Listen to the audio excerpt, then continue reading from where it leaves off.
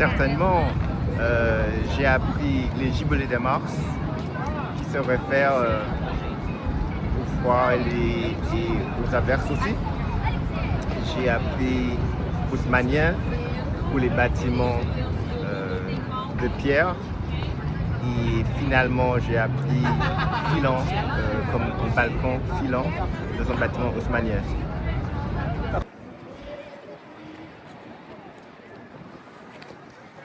Calvin, quels sont les lieux qui vous ont le plus impressionné ici? J'ai visité Notre-Dame, le musée de Cluny, l'Académie française, le Sénat, la Fondation des Alliances françaises, le Louvre, le Pont des Arts. Et j'ai été impressionné par le Sénat. J'aimerais saluer d'ailleurs la sénatrice des Français établis hors de France, Madame Olivier Richard. Également, j'aimerais remercier Monsieur Jean B de l'Académie française et de la Défense de la langue française pour son accueil. J'ai beaucoup aimé les visites du Sénat et de l'Académie française. Oui. Alors, mon cher Calvin, pour parler de la langue française qui nous occupe, finalement, tu as un excellent niveau puisque tu es lauréat de cette Plume d'Or. Est-ce qu'en étant sur place en France, il y a des difficultés auxquelles tu ne t'attendais pas peut-être? Est-ce que c'est facile à comprendre tout le monde ou pas? Je dirais que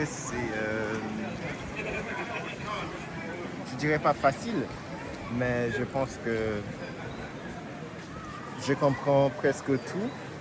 Et il y a des expressions peut-être que je ne connaissais pas, mais globalement, je pense que je comprends le français parlé aujourd'hui. Ouais. Alors, Calvin, on est ici au Palais Royal, devant le petit canon du Palais Royal d'ailleurs. Et c'est au Palais Royal que se situe le Grand Véfour, qui est un des restaurants qui représente l'une des gloires nationales et historiques de la restauration, au sens de la restauration de manger.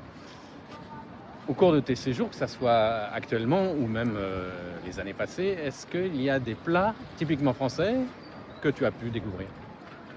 Certainement, j'ai pu découvrir le cassoulet lors d'un séjour à Toulouse. Quoi d'autre? Des chouquettes aussi.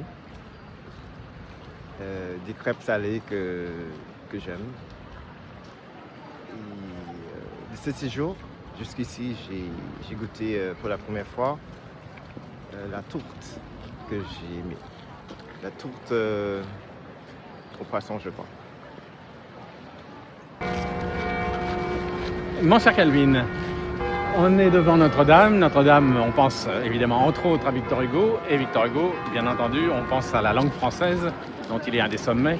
Au cours de ton apprentissage du français, est-ce que tu as remarqué des particularités, des difficultés, des exceptions qui t'ont peut-être semblé exagérées? Il y en a, certes. Par exemple, il y a l'accord avec les couleurs. Normalement, les couleurs s'accordent en genre et en nombre, mais il y a des exceptions. Notamment, il y a marron. Mais en plus de ça, il y a d'autres exceptions aux exceptions. Bleu clair, bleu foncé, c'est invariable. À part ça, il y a les chiffres, comme 80 ou 100. Est-ce qu'il y a un S après ou pas? 100 et 80, oui. 81, 105, pas d'S. Alors Calvin, on est, grâce à la gentillesse des autorités parisiennes, dans la cour d'honneur de la Sorbonne, au pied de la statue de Louis Pasteur et de celle de Victor Hugo. On est revenu sur un débat sur la langue française. Est-ce que tu y vois des caractéristiques qui t'ont marqué, des qualités spéciales à la langue française par rapport aux langues étrangères? Oui, il y en a beaucoup même.